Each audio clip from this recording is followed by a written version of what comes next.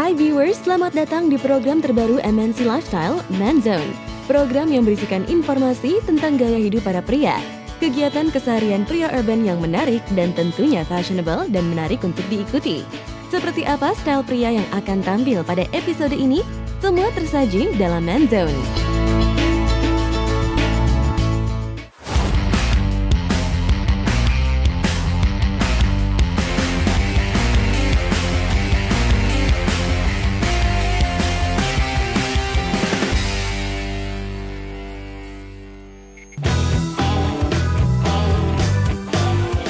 Hai viewers, selamat datang di program Man Zone. Di episode kali ini, Man Zone akan mengulas profil host Man Zone kita, yaitu Julie Tirto Kusumo. Halo, saya Julie Triarto, saya seorang hipnoterapis dan saya adalah profil Man Zone untuk episode kali ini. Ini yang pertama, kenapa seseorang muflek Bapak Ibu mulai kakinya pasang satu itu?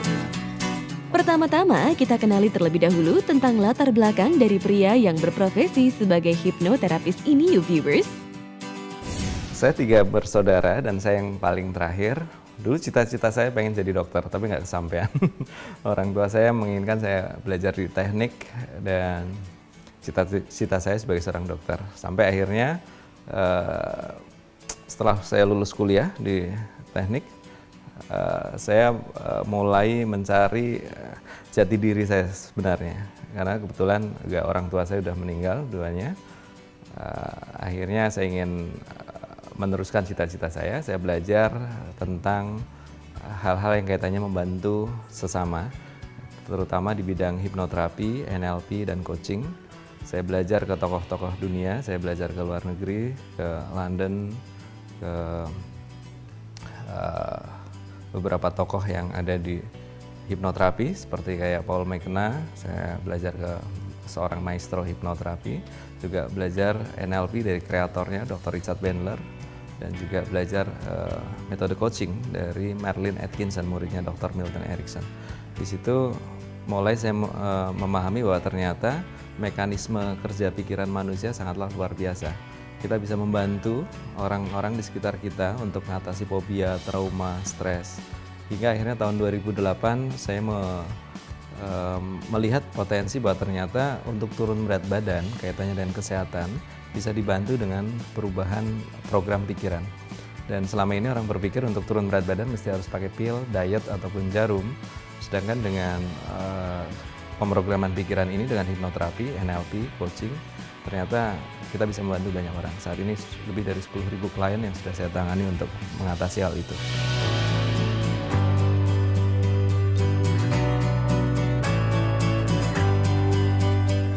Kalau saya jadi dokter kan nggak bisa, saya harus belajar lagi, kelamaan. Saya berpikir hipnoterapi banyak sekali hal-hal yang menarik dari pikiran bawah sadar. Jujur apa yang saya alami menjadi seorang hipnoterapis adalah belajar untuk diri saya sendiri. Awal-awal tahun 2002-2003 ketika saya berkenalan dengan hipnoterapi dan NLP saat itu, saya banyak mempraktekkan untuk diri sendiri, untuk atasi fobia, trauma, stres. Sehingga akhirnya itu tadi, bahwa ternyata hipnoterapi sesuatu yang sangat dalam, sangat menyenangkan.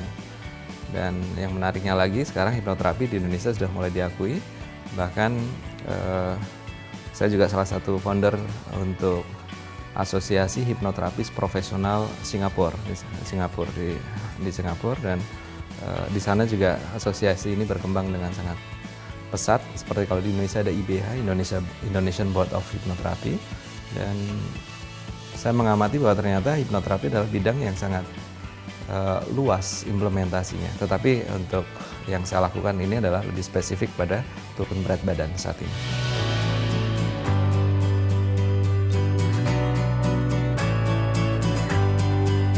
Kesulitan awal kaitannya dengan hal ini adalah mungkin selama ini orang berpikir kalau hipnoterapi itu tatap mata saya besok berubah gitu. Tidak. Hipnoterapi adalah sesuatu yang sangat ilmiah dan itu perlu diedukasi ke masyarakat. Dan yang kita lakukan pun adalah Western hypnosis, artinya tidak melibatkan mantra, doa, atau melibatkan pengendalian pikiran, itu bukan seperti itu. Karena sebenarnya hipnoterapi atau hipnosis adalah sebuah proses mekanisme pikiran atau psikologi manusia biasa.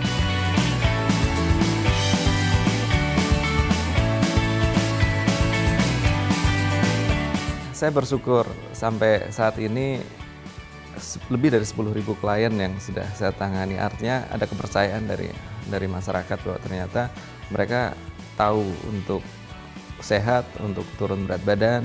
Mereka nggak perlu harus tergantung pada pil-pil atau kepada jarum-jarum atau pada diet-diet yang menyiksa. Dan saya bersyukur sekarang saya memiliki Mind Slim Center di Jakarta dan juga di Singapura, dan kita juga sudah men-training lebih dari 30 Mind Slim Coach yang diantaranya ada dokter, ada psikolog yang mereka belajar dari saya untuk menjadi seorang Mind Slim Coach. Dan ini sangat sangat menyenangkan buat saya. Ternyata hipnoterapi ketika kita terapkan menjadi sesuatu yang praktis di masyarakat, diminati, dan kemudian akhirnya mereka merasakan manfaatnya.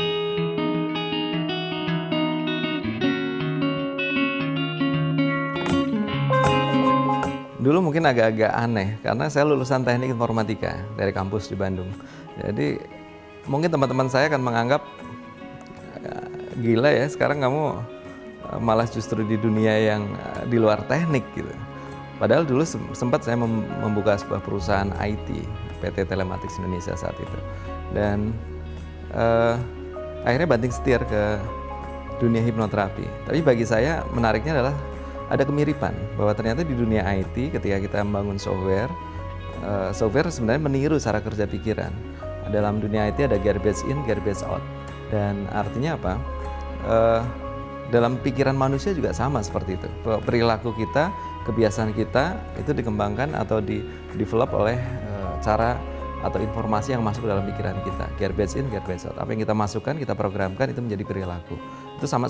Jadi artinya sebenarnya di dunia IT meniru cara kerja pikiran manusia. Dan sekarang saya real, apa yang saya lakukan adalah membantu pikiran-pikiran manusia untuk, dalam konteks ini saya membantu mereka untuk sehat, membantu mereka untuk turun berat badan. Dan itu tadi kembali bahwa kadang-kala teman-teman saya yang dulu itu menganggap ini jauh berbeda antara dunia IT dengan dunia pemrograman pikiran ini.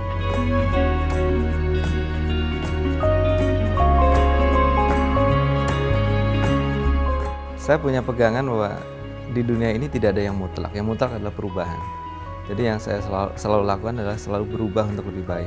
Dan saya punya prinsip bahwa think good, feel good, dan do good. Jadi ketika kita berpikir yang baik, positif, otomatis perasaan dan emosi kita menjadi lebih positif. Dan ketika perasaan sama emosi kita lebih positif, otomatis perilaku apa yang kita lakukan menjadi habit yang positif juga.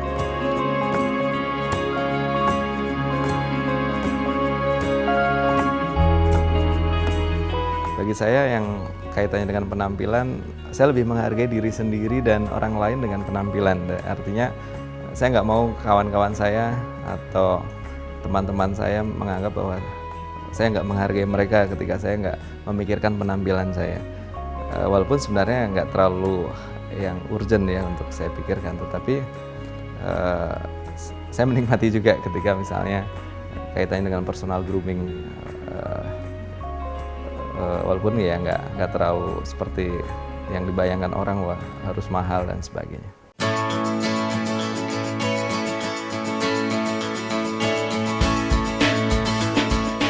Yang saya lakukan untuk keseharian untuk menjaga stamina supaya tetap fit dan juga produktivitas lebih baik, saya selalu berusaha untuk bergerak aktif dalam keseharian.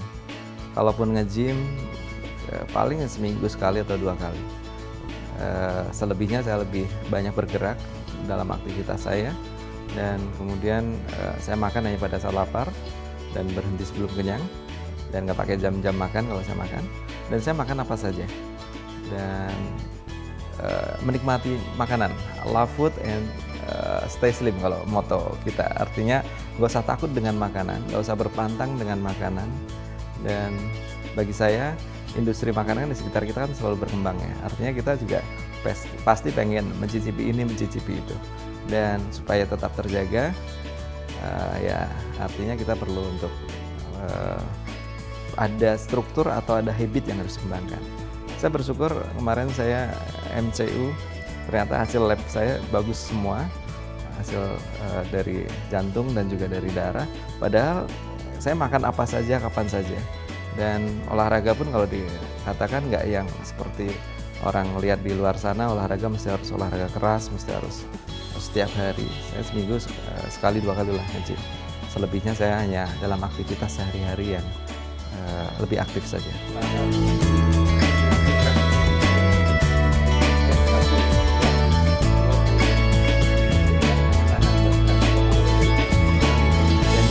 Sudah menemukan sinyal lapar fisik Anda, silakan anggukan kepala Anda. Jika belum, silakan Anda lanjutkan.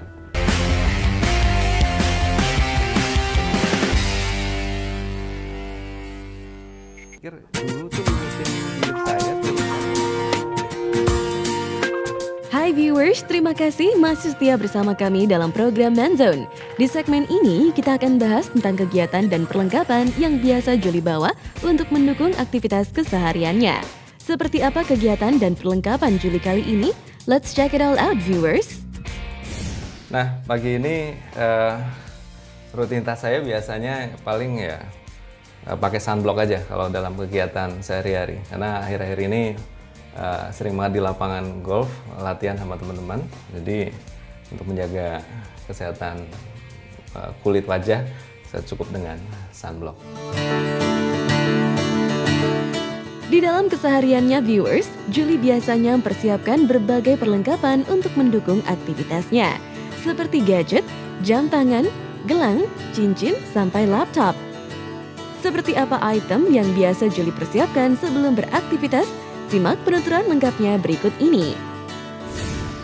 Viewers, biasanya kalau pagi apa yang saya lakukan untuk persiapan berangkat, yang paling utama ya, saya pasti harus menggunakan jam. Karena dengan jam saya jadi lebih on time, jadi lebih tahu apa yang harus saya rencanakan dari setiap harinya. Dan kalau untuk kegiatan yang kaitannya kerjaan sehari-hari, saya suka pakai yang agak sporty sedikit. Kalau mungkin agak formal, saya gunakan yang jam-jam seperti ini. Dan agak pede kalau ada gelang seperti ini.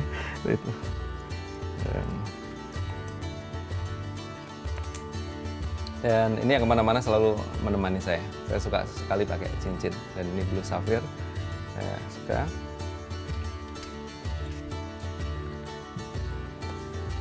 Oke, dan berikutnya adalah biasanya ya ini laptop. Laptop udah wajib karena kadang-kala saya harus balas email dan kirim-kirim email.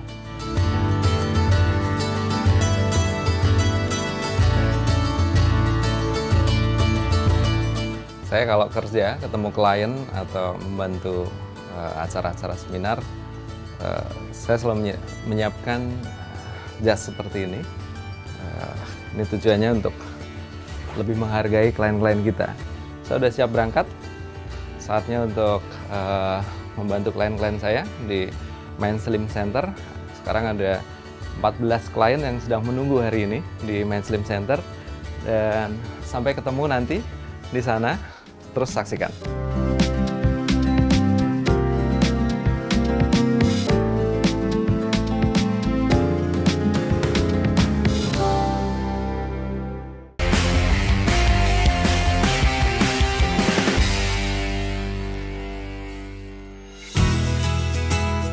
Hai viewers, setelah mempersiapkan berbagai perlengkapan sebelum beraktivitas, sesampainya Julie di kantor tempatnya bekerja, ia segera memberikan hipnoterapi kepada pasien-pasiennya.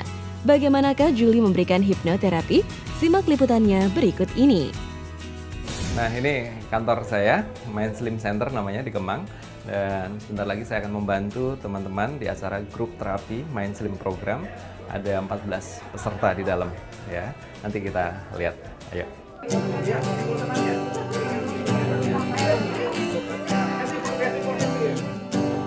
Oke, siapa di antara Anda yang siap langsing hari ini? Angkat tangannya. Wow. Yang ingin makan apa saja, kapan saja tetap langsing ada? Oke. Banyak. Tapi nawar ya.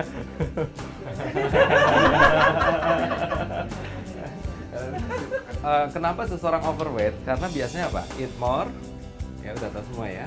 Eat more dan move less. Setuju nggak? Ada yang gemuknya karena disumpahin sama mantan pacar? Nggak ada. Ada nggak? Masih percaya gituan ya. Jadi gemuknya Anda karena eat more dan move less. Setuju? Singkirkan mitos-mitos gemuk karena keturunan. Karena ada beberapa orang yang menyalahkan ibunya, langsing terus kemudian dia cari nenek gemuk kayaknya ya. Makan melebihi dari apa yang dia pikirkan. Dia sebenarnya makan pada saat lapar, berhenti sebelum kenyang. Tetapi karena gara-gara dia makan melebihi apa yang dia pikirkan, gara-gara dia mengkaitkan mood sama food, akhirnya jadi emotional eating. Kemudian berikutnya apa yang membuat seseorang eat more? Craving, ketagihan makanan. Tidak bisa tidak makan itu, namanya craving, ketagihan makanan. Sudah tahu netral, tapi kalau ketemu makanan tertentu dia tidak bisa stop. Makanan favoritnya dia, itu namanya craving. Ada lagi kira-kira yang menyebabkan seorang eat more? Diet justru membuat seseorang merasa bersalah, merasa tersiksa, merasa nggak karuan dengan dirinya. Akhirnya terjadi apa? Begitu selesai diet, dia akan balas dendam. Turun 5 kilo dengan diet, setelah itu naik kembali menjadi 10 kilo setelahnya.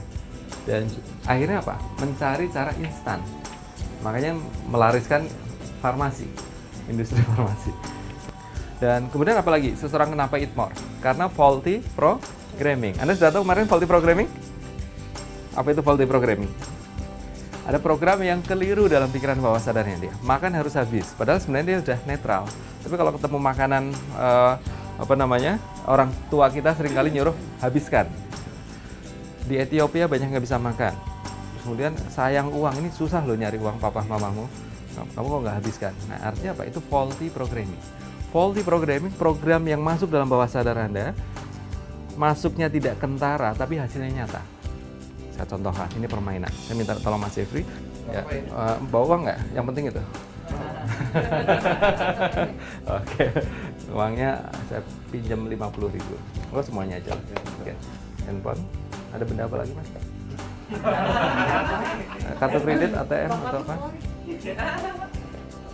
Ini hanya permainan yang menunjukkan pada kita. Oke, kartu kredit. Ada lagi yang lain? Tulisan saya setuju. Tanda tangan dulu. Setelah itu kasih ke saya. Oke, saya setuju ya. Baik. Nah, kalau boleh saya tanya Mas Jeffrey, kapan Mas Jeffrey mulai memikirkan soal berat badan? Enggak kepikiran sama sekali. Karena pada waktu itu memang udah overload banget sampai lutut saya sampai ya mungkin karena berat badannya lebih berat jadi kakinya tumpuannya jadi cepet capek. Ya. Ini nih. Ambil aja. Ambil. Nggak mau ngambil yang ini? Enggak. Angkat yang tinggi. Nggak mau yang ini? Enggak. Anda yakin ambil yang itu bukan yang ini? Saya maksa nggak ngambil itu Anda? Enggak. Bisa telepon minta uang. Yang artinya apa di sini? Orang tua kita tanpa dia sadari, tanpa desain sengaja mau ngapain, kata-kata itu akan menancap. Makanya Anda sebagai orang tua juga hati-hati dengan anak-anak Anda. Namanya linguistic deception.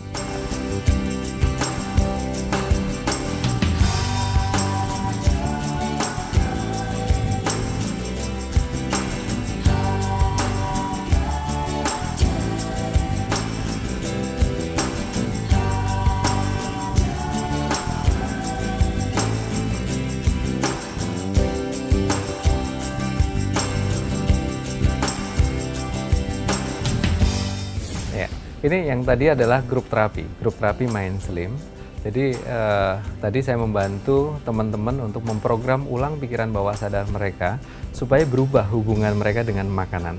Jadi akhirnya dengan makanan mereka menjadi biasa-biasa saja. Artinya buat orang yang gemuk biasanya mereka suka emotional eating. Artinya mengkaitkan mood dengan food. Mood and food connected in many complex ways. Jadi terkait dengan cara yang sangat kompleks. Dan ini penyebab obesitas nomor 1 di dunia. Dan artinya apa? Mereka nggak perlu lagi dengan diet, nggak perlu harus berpantang makanan, nggak perlu harus pakai jam-jam makan tertentu atau harus nakar-nakar porsinya. Apa yang mereka latih adalah mengenali dirinya, mengenali tubuhnya, dan yang saya perhatikan teman-teman tadi yakin bahwa kebiasaan mereka pasti berubah dan menjadi eat less dan move more.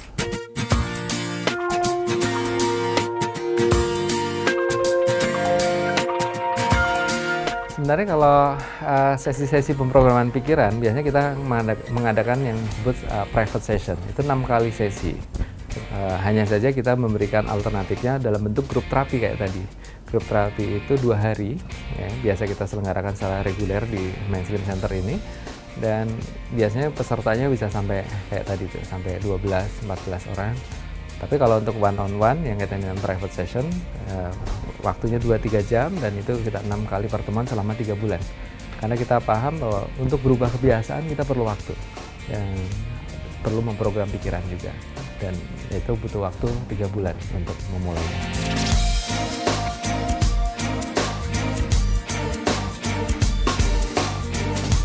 Senang sekali, banyak sekali respon positif dari klien-klien kita, dari lebih dari 10.000 klien yang kita bantu. Seringkali mereka mengirimkan foto-foto before afternya, kadang-kala mereka mengirimkan testimoni atau cerita hidup mereka, bahwa ternyata melangsing nggak cuma persoalan mereka jadi lebih sehat, nggak cuma persoalan mereka bisa pakai baju yang mereka inginkan, ternyata buat mereka bisa membuka harapan-harapan baru dalam hidupnya.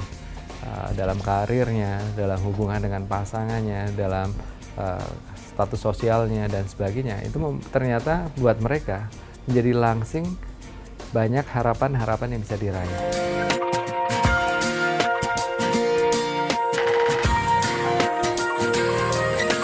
Yang paling penting adalah satu hal, kalau ingin langsing, niatkan dari dalam diri Anda, bahwa mau pasangan, mau teman, mau saudara memaksa Anda turun berat badan, timbangan tidak akan bergeser ke kanan angkanya sampai Anda sendiri yang memutuskan.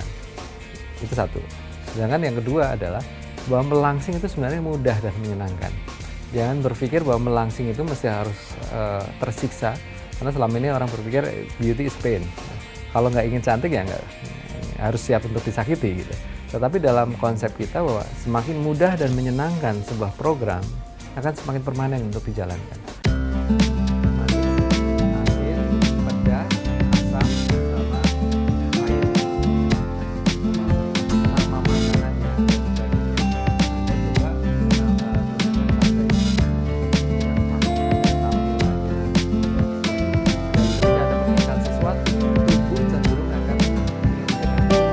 Saya Juli Triharto, pamit undur diri dan saksikan terus Main Zone di MNC Channel setiap minggunya. Bye-bye.